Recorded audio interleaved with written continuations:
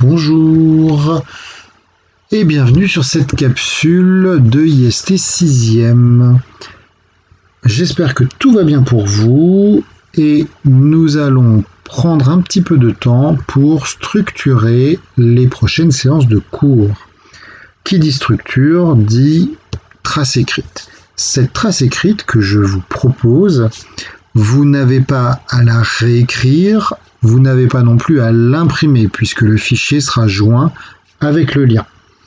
Vous n'avez pas à l'imprimer, nous l'imprimerons au collège quand nous reviendrons au collège et donc nous pourrons à ce moment-là surligner, mettre les éléments en rouge, ce qui sera en rouge, pas de problème pour ça. De la structure donc avec un titre de chapitre, leçon 2, comment la matière évolue-t-elle au cours du temps ? Comment la matière évolue-t-elle au cours du temps ? Voilà le titre de ce chapitre, parce que au cours du précédent, nous avons étudié les propriétés de la matière et comment ces propriétés pouvaient permettre la création d'objets techniques. Prenons par exemple un skateboard fait en différents matériaux, il y a des contraintes, prenons un fer à repasser, pour quelle raison la semelle est en métal, etc., etc. Et nous avons étudié les propriétés, différentes propriétés du point de vue expérimental. Mais vous le savez, et tout le monde se rend bien compte de ça, c'est que les objets autour de nous ne sont pas éternels. Ils s'usent, ils évoluent au cours du temps. Il y a des changements. Donc, la matière évolue. La matière change. L'objectif du chapitre, c'est d'expliquer comment elle change. Donc, je vais vous laisser un petit temps pour essayer de penser à une question.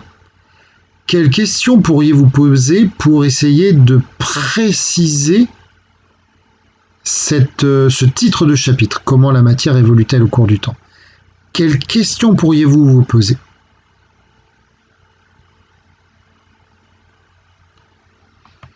Avez-vous trouvé des questions? Une question. Qu'est-ce que l'on pourrait dire? Alors, on pourrait, dans un premier temps, se poser la question de mais qu'est-ce qui agit sur la matière? Qu'est-ce qui est à l'origine des transformations? Évidemment, si la matière évolue, qu'est-ce qui est à l'origine de l'évolution de la matière? Qu'est-ce qui fait qu'elle se transforme? Qu'est-ce qui est à l'origine de la transformation? Et puis, on peut se poser aussi la question, que devient la matière transformée? Qu'est-ce qu'elle devient? Du coup, la première partie de ce chapitre correspond à l'expérience que vous êtes en train de mener puisque vous avez enterré des objets. Donc, je vais enlever mon spot. Comment évolue la matière des objets techniques? Nous avons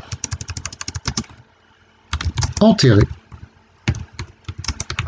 des objets le 24 mars 2020 afin d'observer leur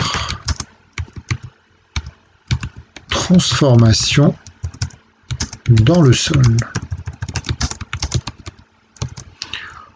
Pour cela, évidemment, je vais faire référence à l'expérience que vous avez menée. Cette expérience, vous allez la retrouver dans la vidéo qui a été diffusée. Donc cette vidéo, si je prends le lien qui est en haut, je vais l'insérer dans ce QR code pour récupérer l'image. Donc le QR code, je le récupère et nous avons maintenant, il est ici, Hop, je le mets sur la page. Pour faire une référence, comme le document sera imprimé, vous aurez un lien avec l'expérience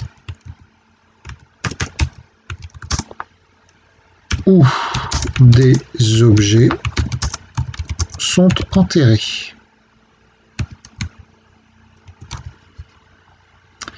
Vous avez le lien avec le QR code. Il existe aussi évidemment vos expériences, vos différentes expériences, comme celle de la classe de 6e Zéphyr. Alors toutes les photos ne sont pas encore mises dans le Padlet, mais elles le seront évidemment. Celle des 6e Bora.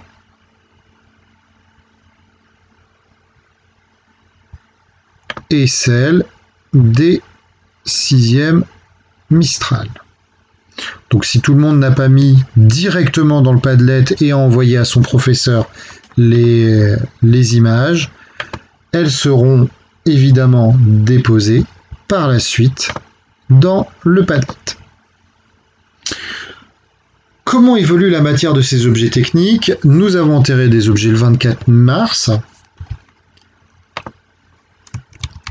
Une des premières contraintes est d'attendre plusieurs jours,